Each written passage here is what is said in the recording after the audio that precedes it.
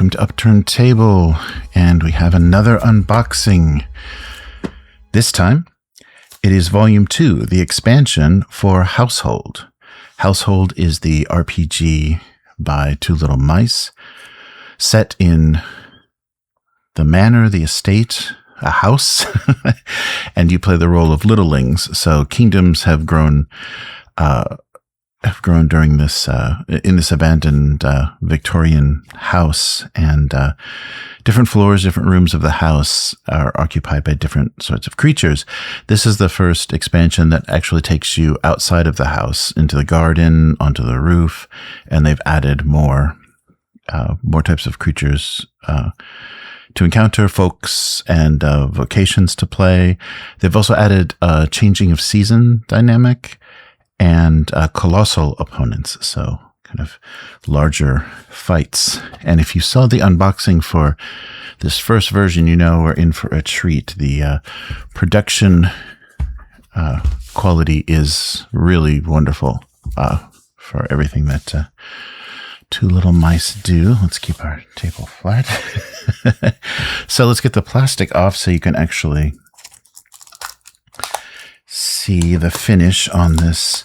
And so they do a magnetic sealable box. It's got a hinge on it, and it seals nicely. And as you can see from the spine, it'll sit alongside the first book, the first set, and look like a large leather-bound book. You can see there's a metallic treatment on the Household logo. So this is Volume 2, Opera Omnia, and this is part of the Garden Hero Pledge from their crowdfunder. So inside is quite a bit of stuff. No miniatures this time, and we'll take a look at some of the additional stuff that was included, coins, and they did a dice scroll and a case and things. So we'll take a look at those. But first, let's see what we have here. So here you can hear the magnets, and beautiful, beautiful art as always by their very talented art director and artist. Look at that. So yes, it looks like fall and we're out in the yard. Very nice. Wow. Yeah, always very, very well done. So look at everything we have inside here. So the two books are going to be the Household Volume 2, and then their next kind of campaign, which picks up right after the end of the first one, A Saga of the Long Winter. So let's take everything out and see what we have. And this time they've also included an art book, so that will be fun. I'm glad they're celebrating the work of their artists. Oh wow, lots of posters and things. Here's our art book. So the art book, it's a horizontal presentation. That's nice. And again, the same sort of treatment. So kind of a satin, like a nice soft touch coating on the book. More metallic treatment on all of the logos. And same here. So here is the house of Household, the manor where all the kingdom exists, the basement, the first floor, the second floor. And now we're going to be on the roof and out into the garden. So let's just take a look through this first book and see what's new and what else we're dealing with this time. A nice end paper presentation.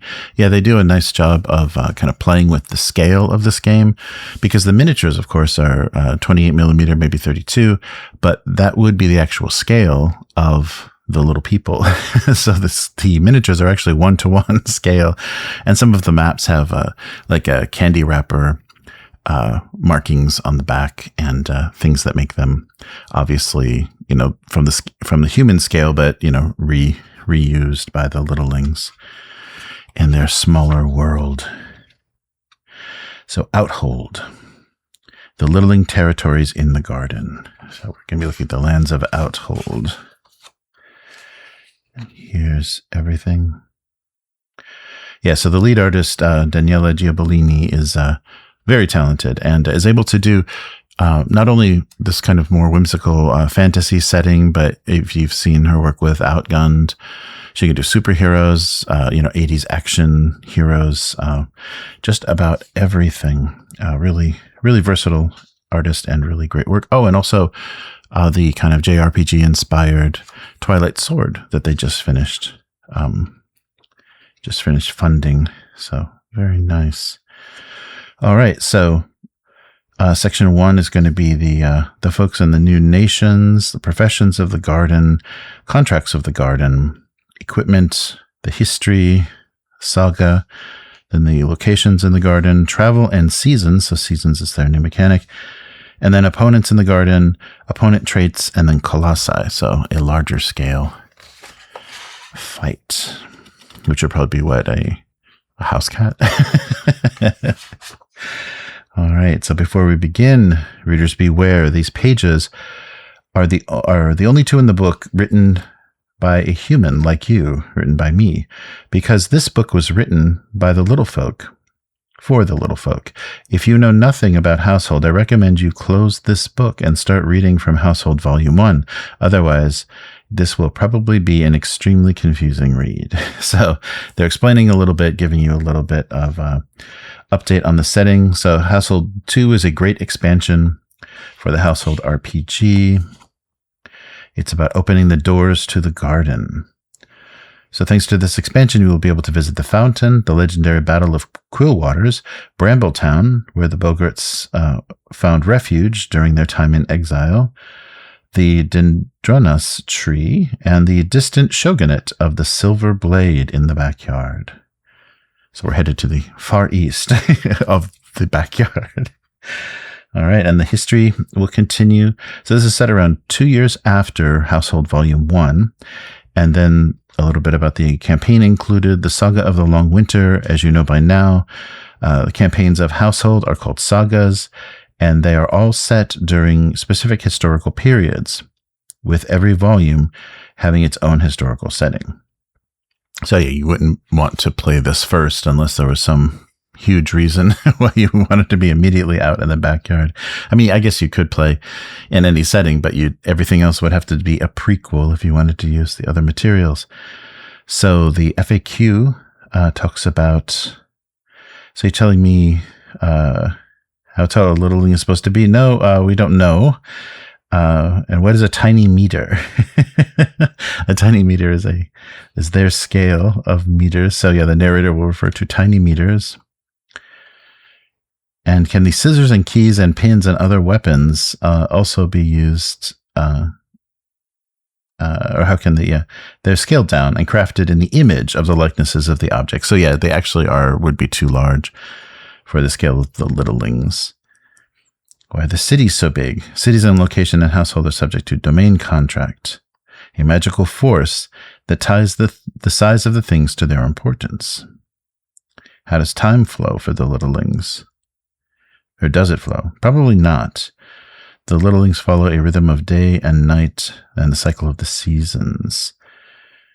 As such, we have every reason to believe that time flows for them at the same pace as it does for humans. That said, we know that without the master, the domain contract has granted more importance to all other creatures who live in the house's shadow, granting many animals and wild creatures much longer life than normal. Alas, it is still all just speculation. And then, can the littlings from different folks have children? Certainly. When I play my saga, do I need to play through all historical events? No. Household is a historical reconstruction game set in a well-determined place and time. When you play your own Saga of the Long Winter, which is your own personal campaign set during the Household Volume 2, you can choose your favorite historical events to include, and you can even ignore them all if there aren't any relevant to your characters.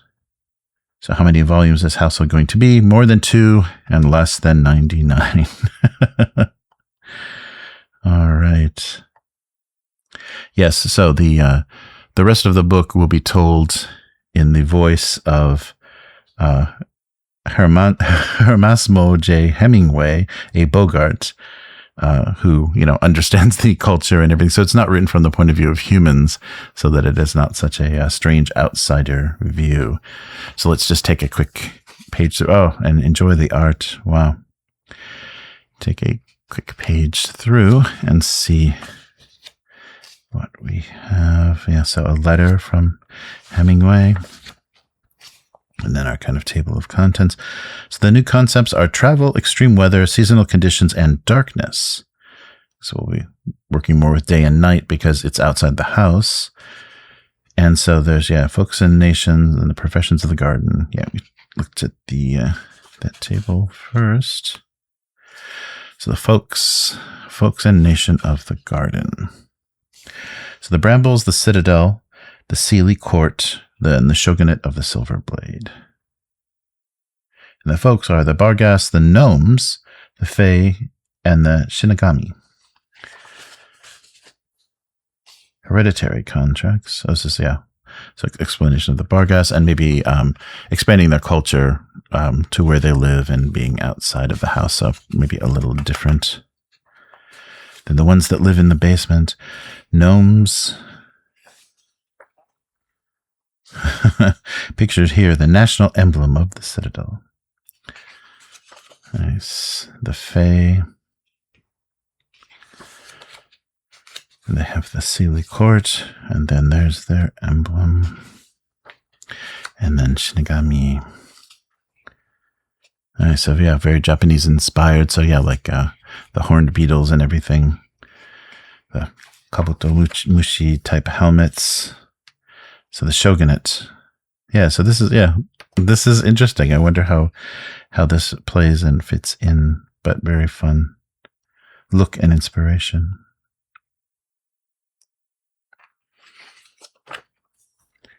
So inside folk. Oh yeah, so maybe talking about the difference. Yeah, the inside and outside folk have a little bit of a different culture. And then the professions that are part of this new setting. So new vocations, there's 6 of them.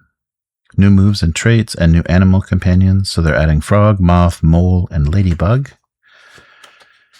So there's our soldiers. Wow, yeah, they're going all in. So it's just interesting because previously very European in styling and inspiration. So that'll be fun for some variety. So let's see. So within soldiers, we're going to have samurai, veteran, survivor, vanguard, idealist, legionnaire. Scholars. We're going to have poets, truth seekers, overseers, hermits, botanists, and sages. Hunters.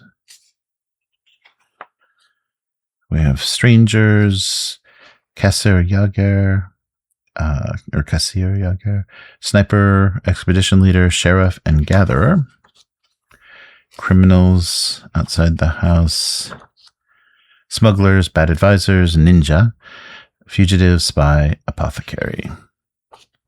And then duelists, of course. I have pirate, traveling master, Ronin, commander, adventurer, and assassin. Wayfarers. Valet, settler, traveling artist, journalist, pioneer, and merchant. Finally, our animal handlers. So, dynamic duo, apprentice, protector, free spirit, trailblazer, and rescuer. And then, here's the stats and abilities for our new companions, the frog, the ladybug, the moth, and the mole. Then the new professional traits. And then the contracts. Yes, so the contracts are kind of a mechanic from the that were set up by the first. So the garden will have different hereditary contracts between the folks of the garden. They have hereditary contracts, And there are also personal contracts and welcoming contracts and contracts of mutual aid. That's how you bound and relate to the different folk and different nations. Out of the soil. So far from the hearth, out of the soil. Star chosen. Echo from far beyond. And then the personal contracts. Pitch black, green thumb. 4 seasons, underwater. So you give you, additional abilities. And just kind of specializing the character. Skyrider, hop, skip, wild voice, venomous, and the welcoming contracts. Watering welcome, tarnished welcome. Favors, gaining a favor, collecting favors. Wow. Yeah, the barn owl looks pretty looks pretty massive on that scale. And then uncommon favors, a frog's favor, a barn owl's favor. Oh, and so these are possibly, they included physical coins for both the frog and the barn owl, so those perhaps represent these contracts.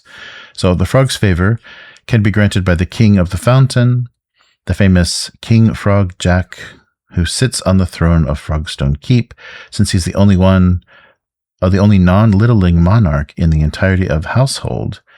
KFJ does not grant his favor easily, but he can't really deny when a littling truly deserves it, especially if there are witnesses.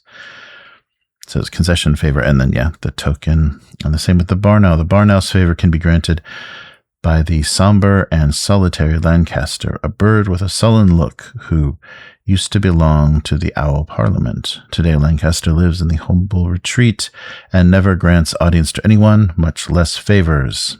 So that sounds hard to get. And then new equipment.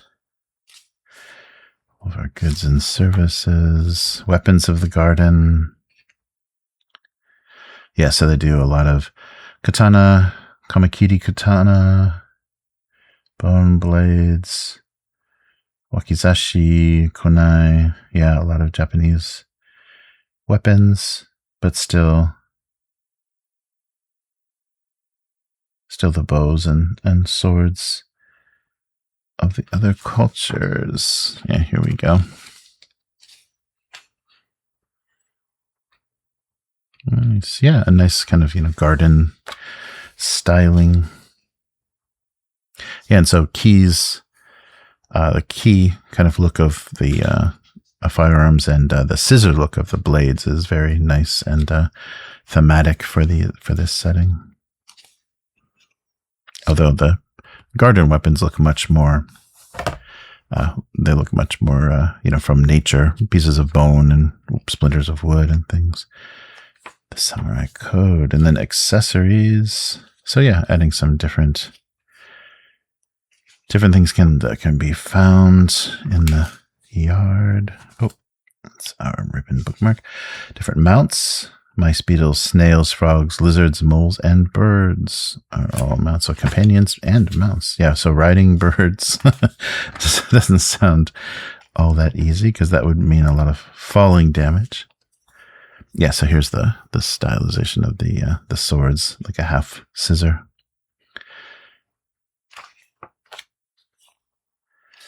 All right, so here's the history, picking up from where we were. So yeah, a little bit of a timeline, and then a crack in the throne.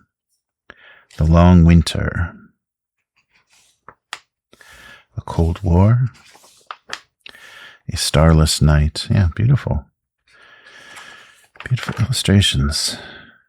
Rebirth of ndronaos, the tree. The Bramble's Rebellion, the Standing Stone. The Silver Blade. So enter the Far East, and then the Saga. So these are chapters, paragraphs, historical events, and then advancement. So I won't spoil, I'll just kind of show off some of the artwork, but I won't spoil any of the mechanics for the adventures. Yeah, so they go through the chapters of everything you can play in the Saga, and a nice green ribbon bookmark to match the rest of the garden theming. Oh, sorry. This is the locations. Yeah, the locations of the garden. So they include this as a poster. We'll see if it's two-sided when we get to it. So the outhold is everything outside of the house itself. All right. The frontier and the porch. The underground. Wow. Yeah. So there's a bird's-eye view, literally, of the yard and the great fountain. The front yard has the mother road, the brambles, Bramble Town, the ivy, frondale, the Murkbush Grove, the roof. Get your birds out for the roof, the woodlands, rootfald, the underroot, the underwood, the branches, the trees, and there's the owl, the last owl. So there must be some history with where the owls went. Twig bridge. Wow.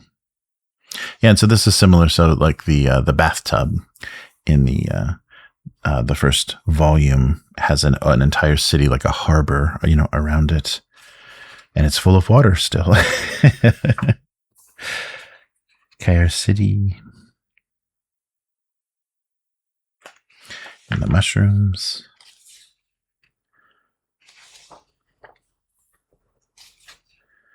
Yeah, really nice character art. Titania. Ndronaos. Oh, so the tree, it's a hollow tree, so there's looks like a whole city inside the tree as well. Arcadia, the fallen city. The barrens, abandoned mines. The citadel, elders and rocks. Yeah, so an explanation of all of the goings on in the different locations. A mole coach. Hopefully that's underground. Yeah, great character art. The grasslands, under the fountain itself. Yeah, so there's a port, of course, on the fountain, just like there is in the bathtub. Wow, look at that. Yeah, really great. So pictured here, this is King Frog Jack. So you get the frog's favor. And his court in Frogstone Keep. That is a big frog. Maru. So, oh yeah, so maybe we're connecting to the fence. Kaiser Jaeger. So here's the fence. And what is this out in the tall grasses? Oh, there's a torii gate here. So yeah, I guess we're getting into the Japan part of the setting. The backyard. Yes, so the backyard, the green end, the tree-eyed frogmouth. The rushes, Kokedama, the wandering botanist. And it looks like here's our families, our Daimaru of the of this shogunate of the silver blade. In the back of the house. Yeah, here we go. Kozado Komori Debi. Yeah, nice. So yeah, they of course did all the stag beetle theming on the armor. You have to do that. Yeah, the scholar, the daimyo of Kozado. So the clans of the shogunate. The explanation. Mizuken. Koi, the city of deep water. Mizujiro, the tarnished fortress. And the tarnished samurai. Val Tarnished, the daimyo of Mizuken. The tarnished contract. Right, yeah, that was one of the variations. The Tsukito... Tsukito, maybe Tsukito, the city of the moon. So I guess that's that central kind of shrine tower in the middle of the backyard. And the gangs. The shingle pagoda. Oh, yeah, that's what they're calling it. The shingle pagoda, the decorative pagoda in the backyard is their tower. Oh, nice. Jorogumo, Shogun of the Silver Blade. This is very Ghibli looking, very Spirited Away. Hanado, the Flower Meadow, the Ghost of the Blooming Meadow. Devil Mantis. Oh, nice. Tengu Monastery, the Sakura, the City of Eternal Spring. Oh, nice. The Black Castle. Oni Raidon, the Daimyo of Hanado. So here's our Oni. Oni-looking clan. Fukami, the Ninja's Return. Fukusa, the City of Origami. Origami could be construction methods for the littlings. Theodore Knox, the Foreign Daimyo. So they have Gaijin Daimyo. The Four Oaks, the Great Oak. The Owl Parliament. Everyone knows the story. Once there was Carmarthen, the tawny owl. Then something happened. Well, you'll have to read for yourselves the fate of the Owl Parliament. Travel and season. So here's some of our new mechanics because, travel hadn't been so far and so outdoors before. So when to play the journey, when to skip the journey, stress during a journey, and the structure. So establish the itinerary, do the crossroads, opportunities and pitfalls, and camp. Travel days. So how to calculate your travel days if you have mounts, an expert guide, taking risks, seasons, accidents, encumbrance, and detours. And then how to break up the journey. Oh, nice. And they give you a little guide, kind of color-coded, how many days between each part of the outhold. So how far it is to go all the way around the house. That's a really good idea to make it color-coded just so you can quickly see. Anything red is going to be 12 days. Anything green, it'll be 4. You don't have to, measure, scale inches or anything. Crossroads. And a poem where you wander. Opportunities and pitfalls. So they have some 12 options for those flying. That should make things very easy. The benefits of flying. In one flutterway. In this case, the length of any journey is always 1 travel day, sometimes less. So get those birds. Camping. Playing a camping scene. So here's all the list of camping actions. And then darkness, how to deal with that. So when you're in a place that is extremely dark, but not completely dark, then you are in a condition of dim light, complete darkness, and then light sources. Severe stress. So suffering severe stress, completely spent, healing severe stress, mounts and stress, and then failure and severe stress.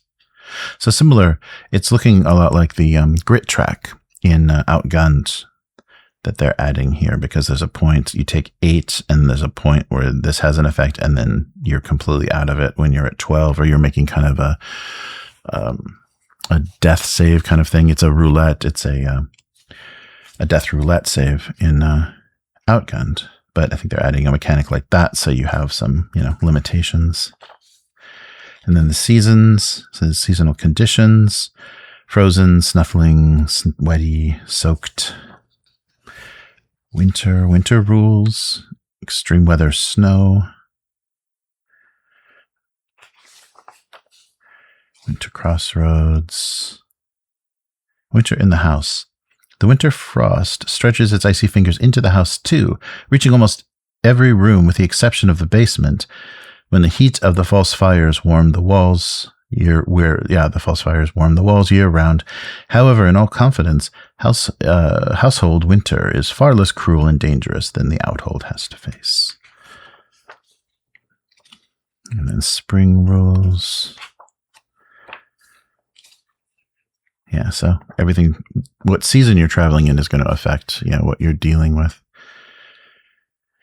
So whereas difficulties, and then I think also animals too, like the encounters and events and things that can happen are also influenced by the season. So it's a whole choosing when to set out into the outhold, and what season and what you're going to have to deal with will be very different. And finally, autumn.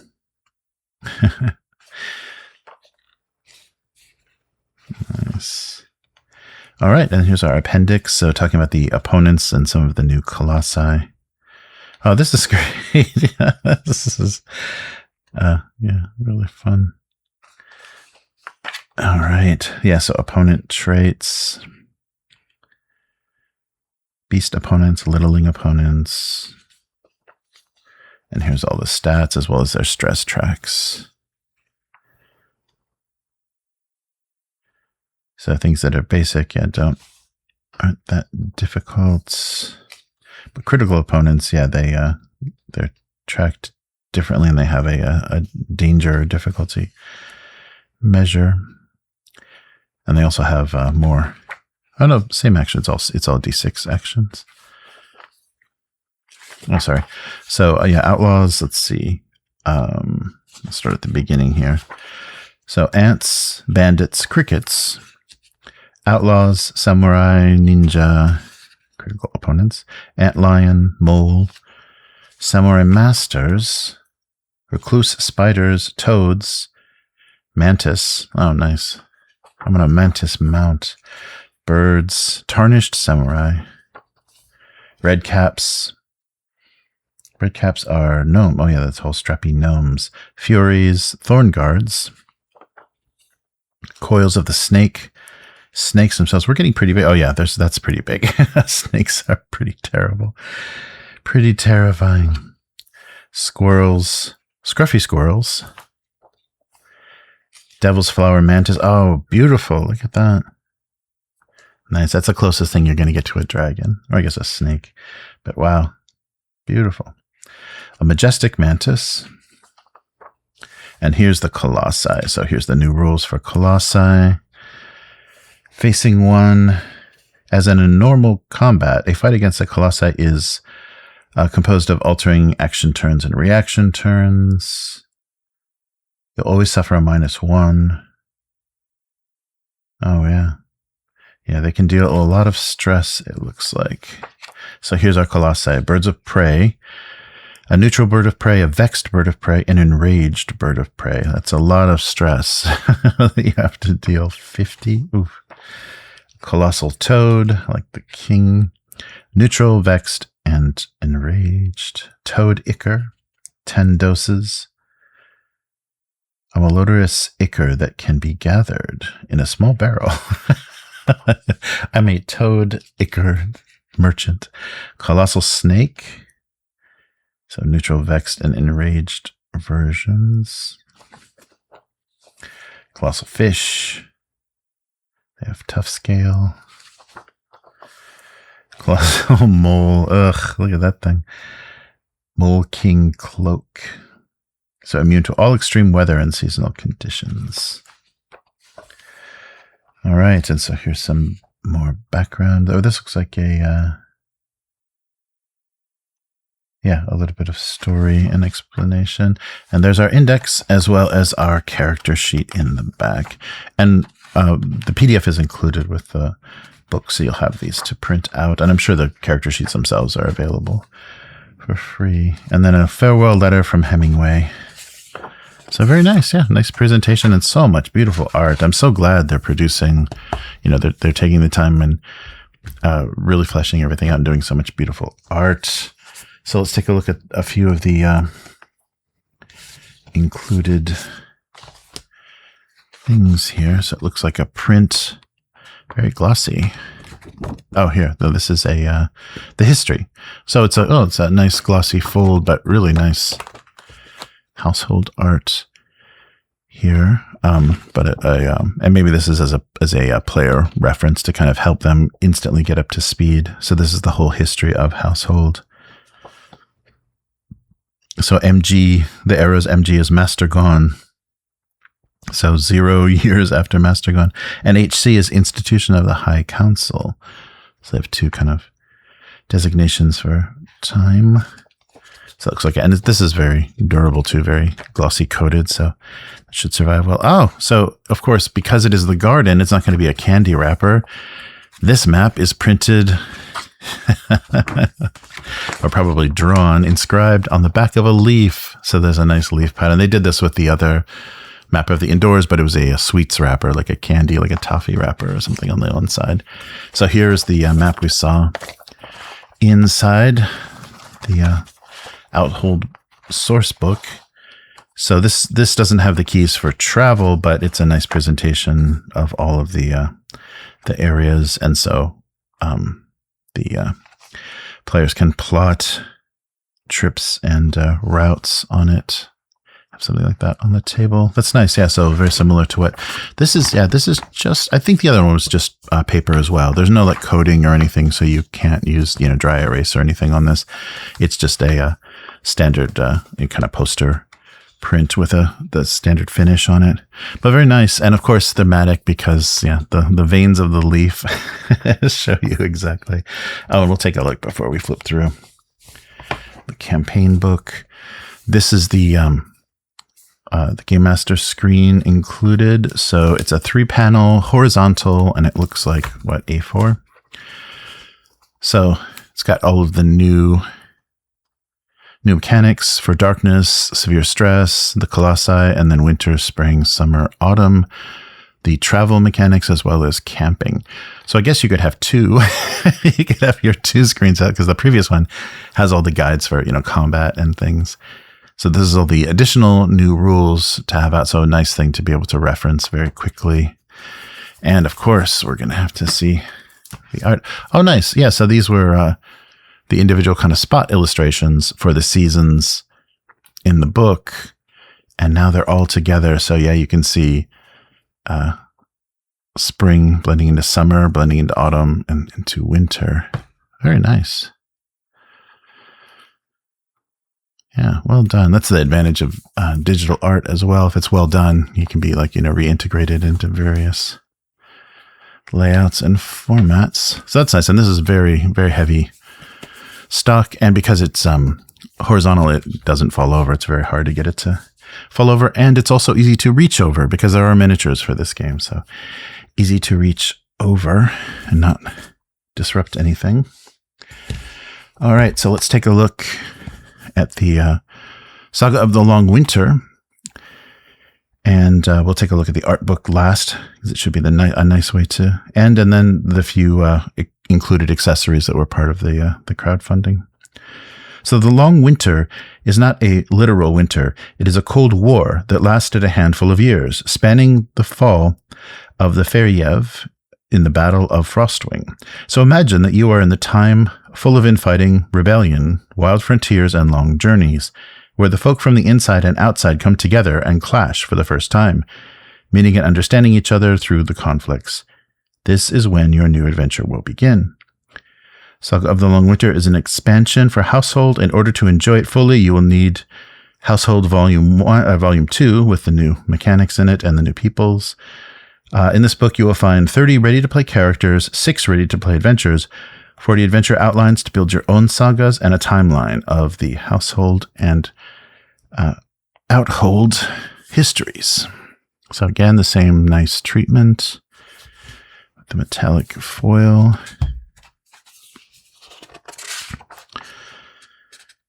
Even the longest winter can't last forever. Saga of the Long Winter. Winter travel in a backyard does not sound fun. Oh, nice. The Household Historians Club has a logo. And so, again, themed so that this is the warning for humans. What you're going to be facing is something beyond your understanding. And now we'll let Hemingway pick it up and explain the situation. So the introduction, noteworthy characters. So here's all of our named characters. Then winter, spring, summer, and autumn. What's happened? Oh, and then winter again. and then spring again, and then summer again. So these chapters are all themed by season and kind of tell you. So it looks like what you've got 2 years.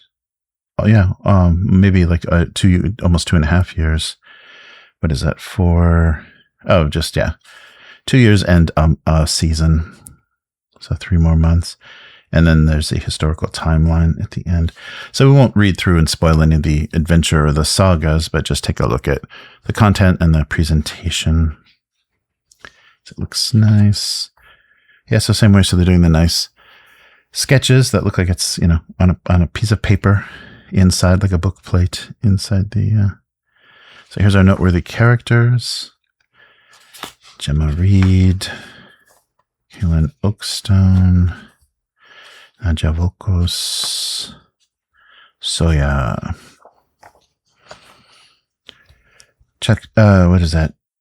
Chaska Agatane. So they didn't do miniatures this time, I don't think. I think all of the miniatures, even that were available in the campaign, were from Household 1.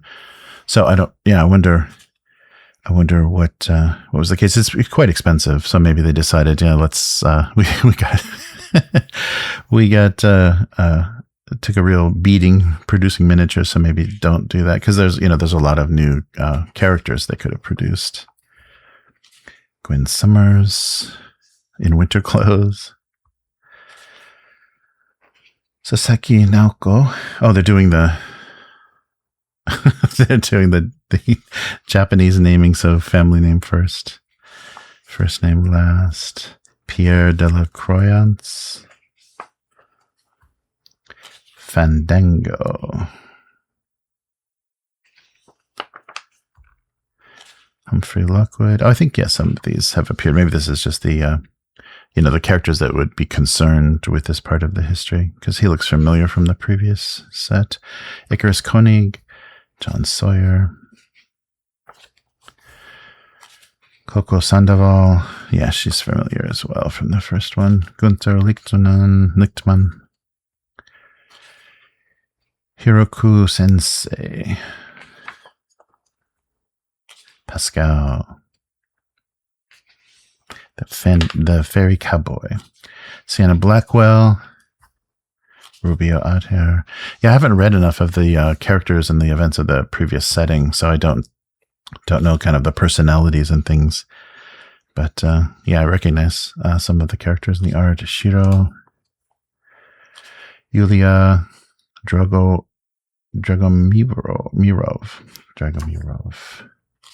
Ajax, yes, he was there. Lachlan V. Galloway, Monica Z, Ronya Rami, Cora Idalia, LC,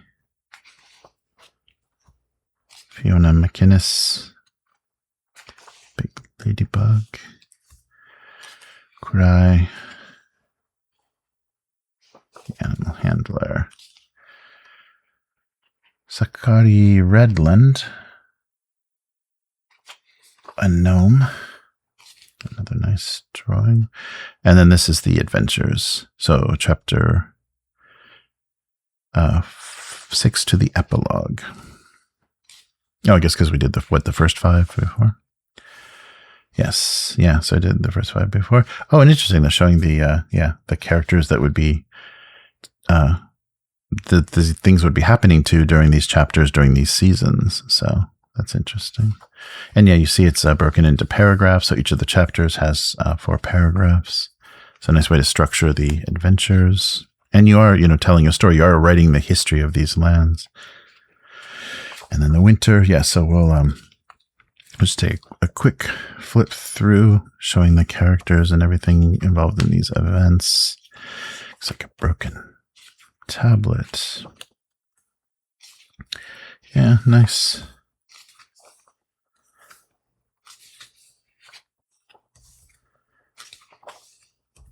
Yeah, so the seasons are definitely going to flavor everything very differently. I think your party of characters will be very happy to reach spring after some of the things they'll be facing in winter, and the difficulties in travel and all of that stuff. And flight rules. Dirty War. Nice.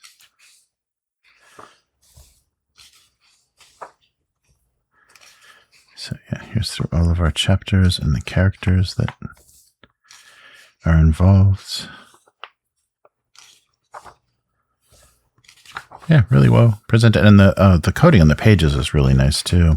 It's not too glossy, but it's very durable. It doesn't have a, there's a lot of like uncoated or very, obviously, reprocessed or recycled paper. This feels very, very clean and makes everything very sharp, and the colors reproduce really well. Back to winter again. Yeah, so it's just presenting each of these chapters of the characters involved. More of the ink drawing illustrations. The owl. All right. Oh, nice. A big bad. That's nice that each chapter has a title to kind of give you an idea of the theme or the content. There's a snow owl. Look at that. So pictured here is Commander Morgana Astraalta facing the snowy owl Typhon before the Battle of Frostwing. The last ship on the fountain. Oh, nice ladybug. Ladybug armor.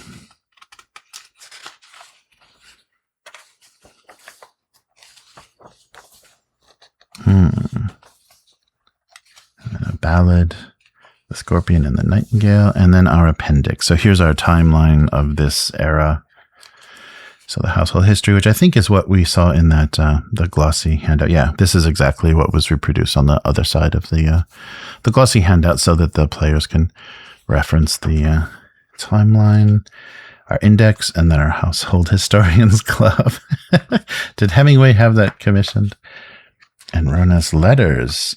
Oh, interesting. They're upside down. Oh, that's interesting. So what's going on here? So up next, you can find the contents of the letters Ronja must deliver over the course of her adventures. I've decided to flip the page in order to prevent anyone from reading it by accident. For each, if you are not the narrator, oh, that's right, that Game Master is called the narrator, endeavoring to retell the saga of the Long Winter. Stop reading now. That's a clever idea, having content, a little bit protected.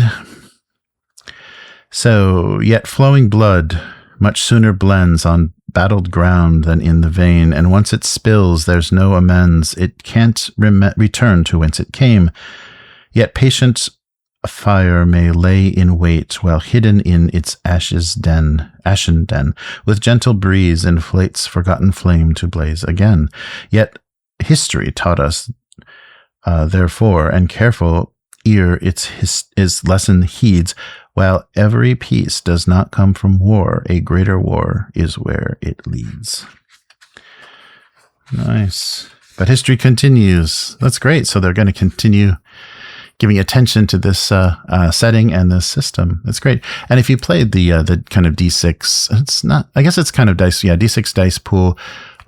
You're not rolling successes. You're rolling pairs, triples, you're 4 of a kind, 3 of a kind, 4 of a kind, and that's giving you a level of success, and that lets you empower different abilities or, levels of ability. Let's save the art book for the end and take a quick look at the accessories. So let's see how everything fits in.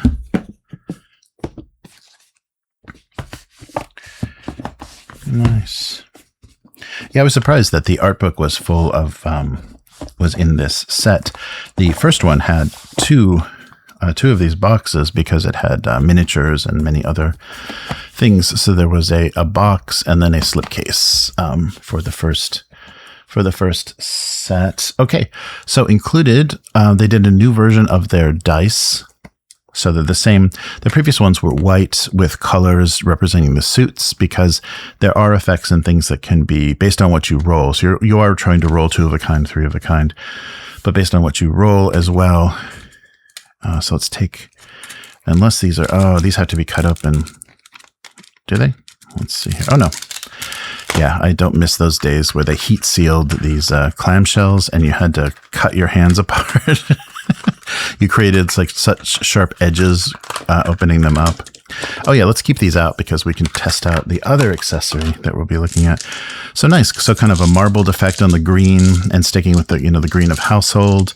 And so here's all of our suits and they're very clear to read. Gold, not too metallic. I think if they went metallic, it'd be hard to read. But there's 2 of a kind already. Yeah. So a lot of times you're rolling, in good situations 5, and then there's 3 of a kind right there. So that would be a critical success in most cases. And then if I have abilities to re-roll these, I can try to generate more. So the system's very, very fun and very simple. And with Outgun, it works well because it's got a kind of an adrenaline mechanic where you can push it and then go all in because it's got the, the kind of the poker successes. All right, so those are the dice. Yeah, they're really well made. Nice heavy acrylic dice.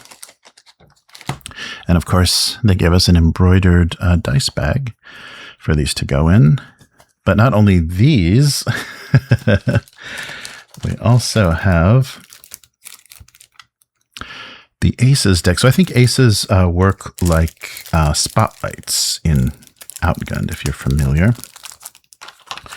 The spotlights will let you kind of take over and do something that's really important. So they wanted to, instead of making a coin, and because they were dealing with the suits of cards, they just made a small deck so they could use the art again for aces. So here's the aces of different suits and with the thematic artwork. So 4 of each, and I think that's probably all you'll need. And maybe you're not allowed to have like more than 2 of a kind. So you can only have a maximum of however many suits. 4 suits. Oh, there's jokers as well. There's quite a few jokers. Nice. Yeah, but I believe these are just kind of tokens as things the players can hold to remind them, oh, I can use this. And then if you're playing around the table, it's nice you can just, thematically throw it onto the table when you're doing something amazing. So the first volume had their own theming on their aces as well. So we have those. And, oh, then this was interesting. I was really curious, like how big this was going to be and how this was going to be done. So a very thematic kind of prop. So this is a dice scroll case. Yeah, so it unsnaps and it looks like, yeah, it rolls out completely. Oh, wow. Okay, so I didn't see any instructions, but it's a zipper. Oh, I thought it was just going to be like caps on the end of a leather roll. But this could serve as the place to keep your set of dice. And then I guess you even have, it's not quite, is there a way to do something that I don't quite see? But I guess you do have, literally a place to roll as well. Interesting. Yeah, I wasn't sure. This looked like a very thematic kind of fun prop just to have on the table because they embossed the household logo in there. It's got these nice straps. So, like something that you would have rolled up for traveling. So it fit the traveling mechanics and everything. And it holds a set of dice. I wonder if it would hold 2. Maybe it might. It might hold 2 sets of dice. Because it feels like they're all lined up here. So maybe 2 would fit. But yeah, I wasn't expecting it to be a zipper pouch. I thought it was kind of like, because it was like a scroll. It looks like a scroll case. So that may also work for other things. But yeah, something nice to have on the table that looks very, very thematic and is a fun way. And you can even, use it like a pencil case and put your pens and pencils and things in. The other things that were included, and I think these are also, physical props that will represent the favors in the game. So here's a coin. Let's see how close I can get that. So the household logo on there, and then the B, on the other side. So I think these represent when you have a favor, who you have the favor from, and then when you're calling in the favor, you're spending it. Here's the coin of the barn owl, which is a square coin with a barn owl over the moon, and then household on the back. And I wonder, I don't know I can't remember at that right now. I wonder if you're flipping this for any reason, why it needs to be two-sided.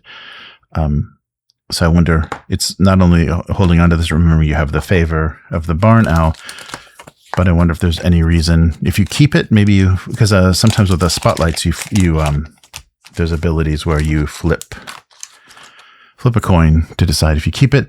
And the triangular coin is the toad favor, which sounds pretty hard. Well, I guess no, it was actually the barn owl that was in seclusion. The toad sounds like he may take your audience. So yeah, some nice physical, and they did the same thing. I think there were coins and things from the previous. So I think they like to do, things just besides books. And unfortunately, that means I always have to pay import tax because that makes this a board game, and board games are highly taxed in Japan. If it was just books, I'd be fine. But actually, I think even the Game Master's screen would get me in trouble because that kind of is a board. So that would almost count as a board game even without pieces. So cards and board with books are dangerous to import into Japan. But we'll put the coins in here. Yeah, so nice heavy metal coins, and they've got a nice finish on them, a little bit weathered and very easy to read. So we've got our favor coins to keep track of that. Let me just stick these in here too. And our aces to represent those, and all of our dice inside of a scroll. Wow. So that's all the kind of the extra fun stuff that they produce. And this is usually exclusive. You may be able to get this in later crowdfunding, but this is usually exclusive to their crowdfunding, the little bit, the extras that they do. So before we go, let's take a look at this. So I was happy to see that they did this, and surprised that it was included inside the slipcase. So it's actually one of the volumes in the slipcase. And this is the Art of Household. So all of the major things produced. So here it looks like the pencil sketch for what is the Game Master's screen. Oh, wow. Yeah, nice pencil sketches for a lot of the art we've seen. And so lead artist is Daniela Giobellini, and she's very talented, very good. She can really switch it up, and style's very nice, and it fits. And it's so nice to have strong art direction in a game, and everything have the same hand and the same look, and mostly I think the same artist, so that there's a cohesive kind of feel to the game, because we're used to the kind of golden age of RPGs, a lot of just spot illustration and some really fun illustrations, but a huge range of styles and looks, some very finished and some very just cartooning levels of illustration. So here's Erasmo J. Hemingway. That's the guy that's his voice is responsible for all the contents of the books. Here's the house, the mouse rider. The house is vast and dangerous, full of pitfalls and traps. It has seen thousands of battles, but is always beautiful and majestic. The in-betweens. There are many rooms and hallways in the house, but there is also a tangled maze of sprawling inside the walls and floors, made of deep, dark and damp tunnels. Nice. The little folk. These words mark the beginning of our history. They were uttered by Benjamin Harthworth, also known as Big Ben, when he realized the house was empty and there was no sign of the master and his family. To those who asked him, "What do we do now?" he always answered, "We wait." But years went by and the masters never returned. In the end, the littlelings decided it was time for the little folk to claim the house as their own. And claim it they did. Oh, nice. So here's the different kingdoms represented by medals. Yeah, really nice. The same finish and reproduction as the rule books themselves. Nice quality. They didn't have to do anything more because they already went all in. The fairy folk, their ancient home, the ndronaos tree, fairy etiquette, star children. Yeah, really nice. Yeah, beautiful reproduction of the colors. There's the dining hall. Its green walls symbolize the timeless beauty that permeates the house. Root domain of the realm and home of the fairies. The dining hall is a wealthy, lush paradise, tempting even the most austere littlings into its luxuries and frills, whispering in their ears about costume balls, court intrigues, and shining lights reflecting in the crystals of Astravia, the chandelier. Yes, it's magically lit for some reason. I don't know who's paying the bills anymore, but yes, the house stays magically lit. Nice. Yeah, so the dining hall is the rich and decadent kingdom.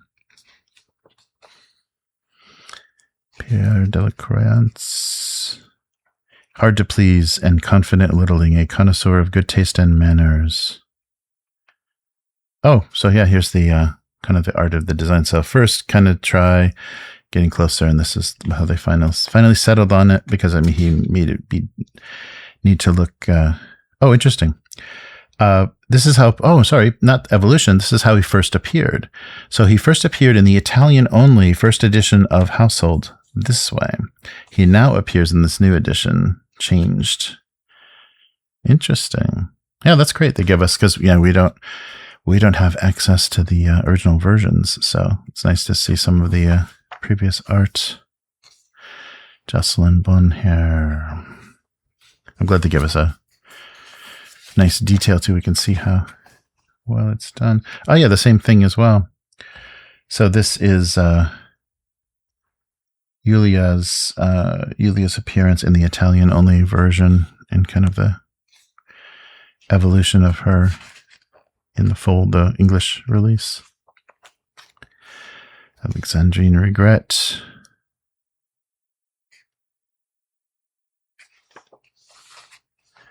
And some verse. Oh, very nice.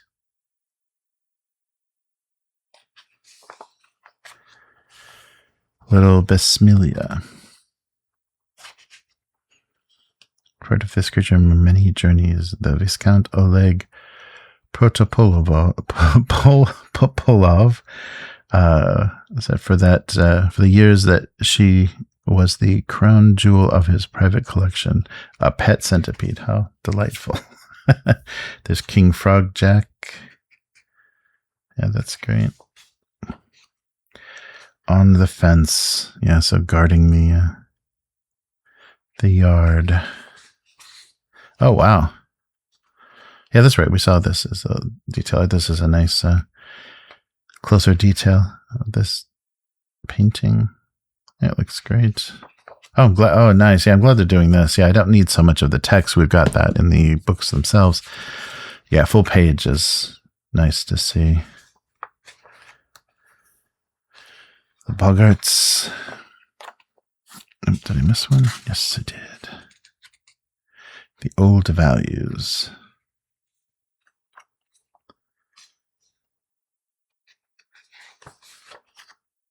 The living room. The living room is conserved almost in its original state by the constant work and zeal of good Boggarts. Covered in shade and nostalgia, it inspires calm, like no other room can.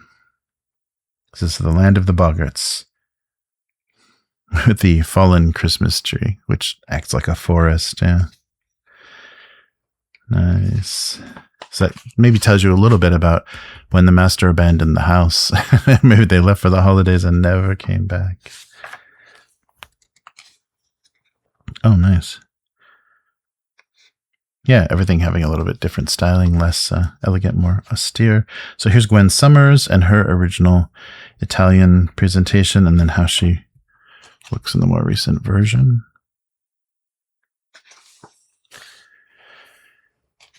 Humphrey Lockwood. Ernest or Shiro. Oh, so Ernest, yeah. So there was once a good and kind boggart named Ernest Gilmore, who was the son of a carpenter, but dreamt of being a great duelist. While he was tall and broad like an armoire, he would never harm a fly. Over the years, Ernest became a true hero and even involved in the Battle of Feriev, where he fell from a great window. He was saved by the orikatana master called Uma Sensei, and subsequently began a new life in the Shogunate under the name Shiro Nezumi. White Mouse. Yeah, so here's his original appearance in Italian only, and then this is his Japanese, his Shogun, the miniseries appearance as he was adopted. And became Shiro Nezumi. Spiders. Yeah, this is a nice piece from the first collection.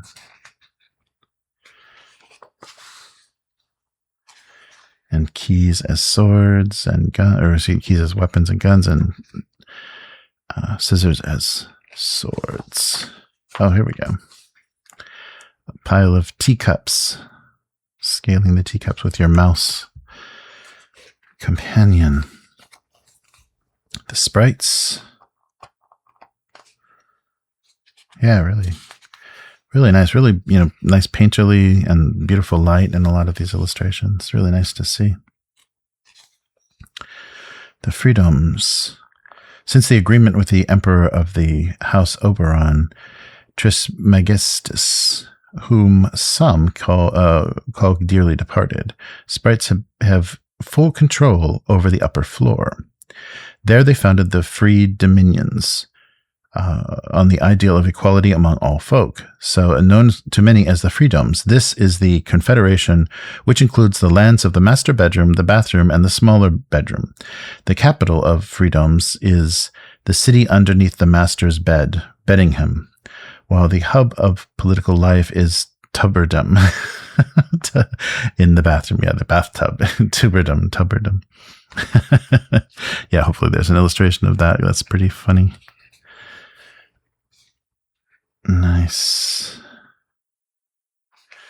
The free dominions of the second story. Yeah, there's the upper floor. So the ground floor of the house is huge, but you just need to climb up the step mountain range known as the Great Stairs to reach the upper floor. And see that it's, unsurprisingly, I'm sure, just as vast. This is the land of the free dominions. The proud nation of the sprites. A hectic place where you can always feel as if the chance of a lifetime is hiding barely out of sight just behind the corner and ready to pounce when you least expect. So you can see the little settlements in the carpeting there. Oh, there we go. There's our bathtub. Traveling companions. There we go. There's Tubberdom. So yeah, there's a sink that looks like a Capitol building, some sort of government building. And then here's the bathtub with its harbor. And yeah, it's like just constantly being filled by magic, of course. The porcelain army. Beyond the faucet is Tubberdom, and the most remote region of the bathroom. In the corner of the furthest from the door, there's a hollow plateau, and its unique shape has been named the Great Bowl. And that is a place where the first sprites mined the first enamel slabs that they would later be used to create an amazing white armor that became the namesake of the porcelain army. Oh, so these are plates from the bathtub and perhaps toilet. And the sink. Nice. The porcelain mines. Mei Song.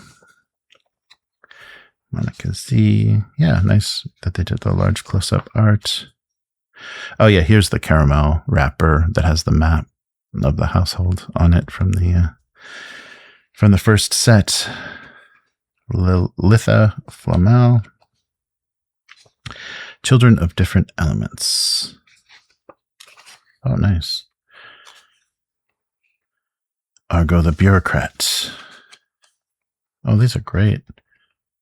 Oh, that's nice that, yeah, them orienting the book like this, they can do very long pieces and not just have them be like little spot illustrations. We can really see some nice detail. The slough. The slough arrived in the house many years after the master's disappearance.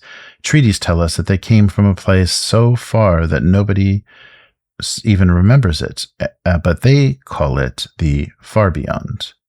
The day the slough entered the house is known as Samhain, but some traditions also refer to it as the Wild Hunt. This looks like the bugs, the cockroaches got in from the outside. The exterminator no longer visited.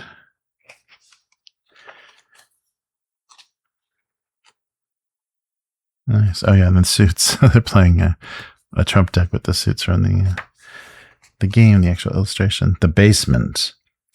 Down beyond the quivering stairs, there where the house meets its foundation, the red glare of the burning furnace shines on the rough walls of the basement.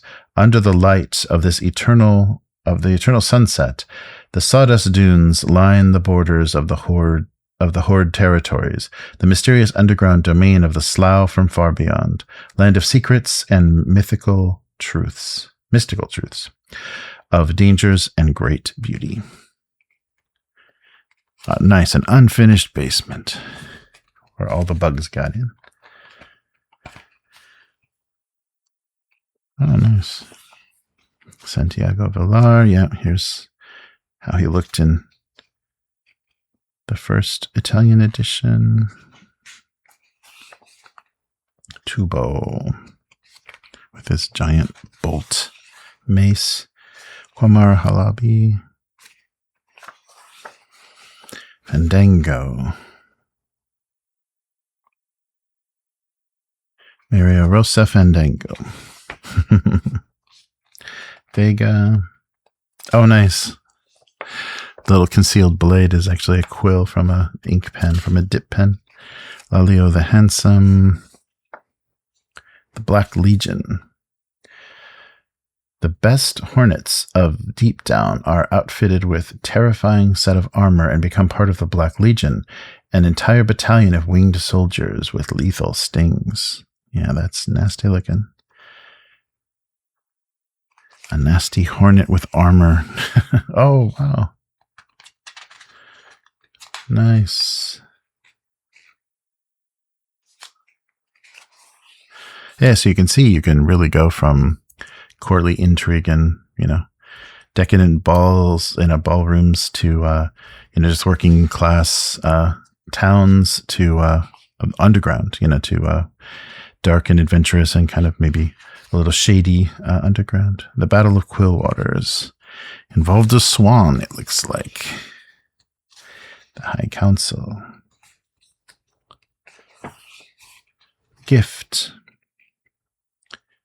1 year after the Battle of Quillwaters, Capitano Rodamante traveled to highlight with the most expensive, most important present to ever be given in household, Kublai Khan's head. The Slough maintained that the Horde's Khan was indeed Oberon's murderer, and none dared to speak openly against him. Nonetheless, many doubted the words of the Capitano, and some even secretly accused him of being the Emperor's assassin in the first place. So the reason for our war. The garden. So yeah, here's some of the new art from this new expansion. There's our 4 seasons again from the screen. Oh, wow. Yeah, here's our big, this is all of the yard. Or no, this is 2, that's the same. Yeah, it's 2 seasons. It's 2 seasons in the same angle from the other with the great fountain.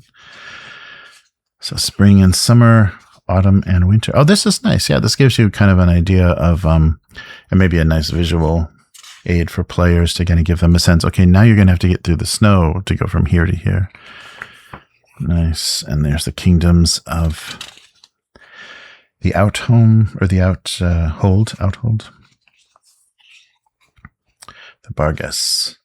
After the great betrayal, the bravest Boggarts chose to follow Big Ben Hearthworth's son out of the house and opt to hold up in the brambles. So that's why we get a little bit different. Hard as walnuts. A little bit different versions of the folk. Far from the Hearth. Gemma Reed. So here's her first edition Italian version. Look at those arms. And then this is her new look. Yeah, I like the braid. I like the red braid. Fiona McInnes. Oh, that's quite a blueberry. Lachlan V. Galloway. Hiding from a kind of nasty looking squirrel. Oh, wow. That's nice.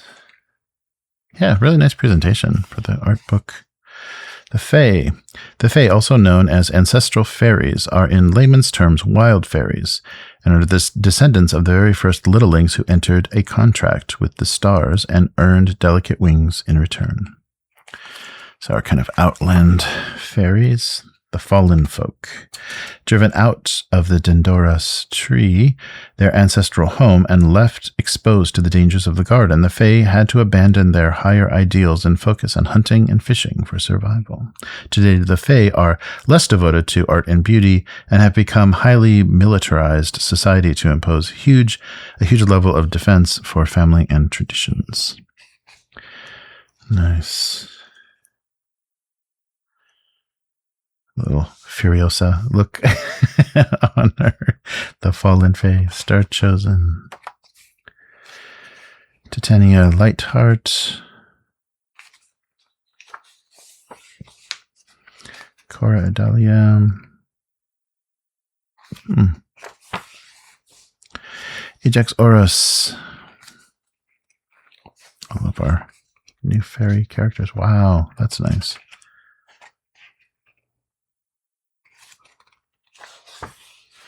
The Gnomes. Gnomes are the descendants of the sprites who chose to live in the Outhold, and to this day still live in the Free Citadel, a vast city-state that sprawls through the underground, extending in many tunnels and passages that nobody even tries to keep track of. When compared to other littlelings, both from the inside and out, gnomes are rather tall, and they often look down their nose at even the lankiest sylphs and most towering Boggarts. One shared feature among all gnomes is the wealth of freckles that sprinkle their cheeks, arms, and backs, and helps them blend seamlessly with the landscape of the garden. The simple folk of the gnomes.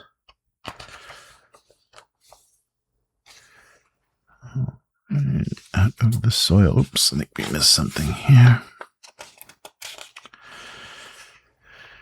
Shapa, the young elder. Cagliostro, the eldest of elders. Coco Sandoval, the gnome with blueberries, lots of blueberries.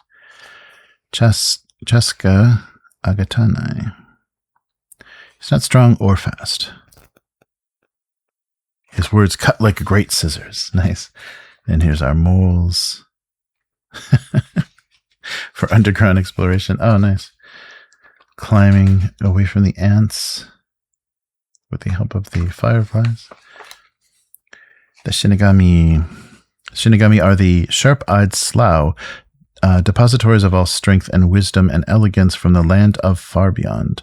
Much like slough, Shinigami are hard to describe as a group, as there are no limit to the traits and features they can have or the color of their skin. Most of the littlelings have delicate, almost snake-like traits, with others having extremely pronounced features. As a general rule, Shinigami have nimble and proportionate bodies well suited for dance and exploration. They often have white, voluminous hair and develop streaks of red, green, or blue when they reach old age. But it's not strange for some to be born with colorful manes that shine like bolts of silk. The ancient traditions.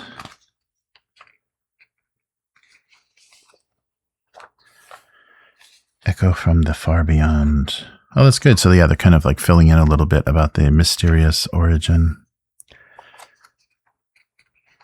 From the far beyond. The silver blade. Well, in the front yard, the front yard is divided and contended. A land that belongs to everyone and no one is in the backyard is largely occupied and dominated by the tall and thick rushes, home of the Shogunate of the Silver Blade. It's been over 50 years since Yokai Akuma conquered the rushes and distributed the land among his best samurai. Since then, nobody has dared challenge the power of the shogunate and the shogun's right to rule the backyard. It's nice. You can stumble into Japan if you go into the backyard. Frogs. Oh, yeah, this is cute. Kind of a simpler, less painterly version. Valtarnish, Theodore Knox, Sasaki Naoko. Oh, cool. Jiroku Sensei. Long ago, Yoshimasa Jiroku was a ninja, bane of the samurai and hope of the farmers of the rushes, but his arrogance cost him dearly and he gave up the mask many years ago. Clans of the rushes. The Battle of Frostwing. The Long Winter. Oh yeah, this is the graphic on the back of that timeline handout. Where is the King? Nice. And then our different, these are the suits of the dice and also the different factions. Yeah, great. And then our jokers. And Hemingway, I believe is who that is in the last one. Oh, wow. And more of the Trump art. So hearts, clubs, diamonds, and spades. Yeah, some great new characters in this version. And here's our cute little companions. Look at that fluffy little bumblebee. Oh, great. And here's all the art of the weapons. Yeah, so the household ones, yeah, look like they have crab picks and, scissors and things. And then the outside have a more natural look to all the weapons and also more Japanese inspired. Oh, wow. Here's some nice pencil sketches of the early versions of some of the character paintings. Oh, great. Look at that. Yeah, this is nice to see. I'm glad this makes it more of an art book too when you see different degrees. It's not all just, copying and reproducing all of the illustrations. In the end, history teaches us that we are all connected. All of us leave equally important marks on the map of time. A single littling, no matter who they are, can change the entire world. Nice. Oh, and here's an uncoded piece with a nice pencil sketch on it. Oh, that's great. Yeah, that feels nice.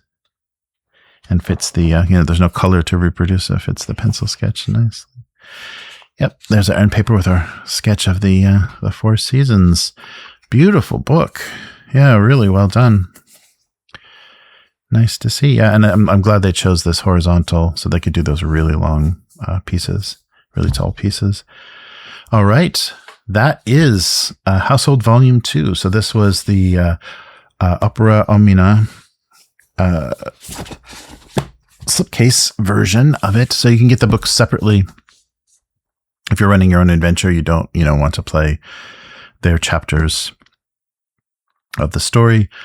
You just need the new expanded source, but then you also get the art book, and on the crowdfunding, you also get all the fun little accessories. So I can't wait to see how this looks right next to the first volume. But yeah, well done as always. The level of quality, if you are ever interested in any of their games, the level of quality of the things they produce, because they're doing a lot of new things for the Twilight Sword crowdfunding, some crystals and different things, but they always do a nice job. Their attention to detail is very good, very high. So thank you for joining me. And I hope if you have this coming to you, or if you already have it, I hope you're enjoying it. We did create characters for the first volume 1 of Household. So we may be getting around to that because I believe Alchemy has some nice art assets and everything to play the sagas in. So we may have a chance to actually play this with the online group. So you may see Household in actual play sometime this year, or this coming year. It's technically still 2025. So thanks for joining me. Thank you very much to the members and patrons for supporting the channel. Please subscribe to the channel if you want to get notified when we go live or when we post more videos like these unboxings or lore videos. And take a look at the playlist if you're interested for the Trudvang specials that we did over December. We took a look at the Trudvang Legends board game, as well as the background setting material for the Trudvang Chronicles, the English version of that setting. So that'll be it for this time. And we do a weekly wrap up on Thursday nights, North American time, of all of the news. We've got a best of 2025 coming up soon. And yeah, thank you for joining me. And I'll be back again soon. Goodbye.